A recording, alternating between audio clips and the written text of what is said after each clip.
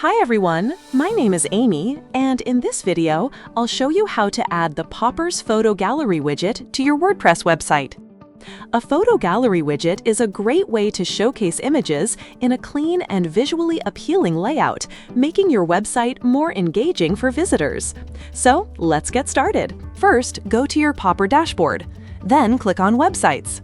After that, click on Add New Website and enter your WordPress website link. Once you've added the link, click on Add Website. Next, go to your WordPress dashboard. In the Plugins section, search for the Popper plugin, then install and activate it.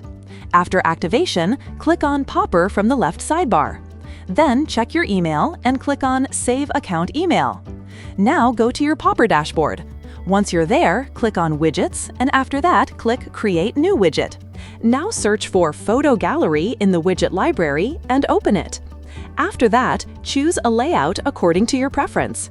Once the widget editor opens, you'll see the preview on the right side and the settings on the left side. In the Photos tab, click Upload to add images.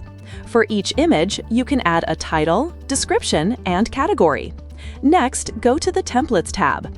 Here, you can choose different templates, and the available settings will change depending on the template you select. The Photo Info option controls the information shown when users hover over the image. It can also be displayed below the image. Then go to the Settings tab. In the Watermark section, you can add a watermark. If you choose text, you can enter custom text, and if you choose image, you can upload your own image. In the Click on Action section, you can choose what happens when someone clicks an image, such as opening a pop-up, opening a link, or doing nothing. Next, go to the Styles tab.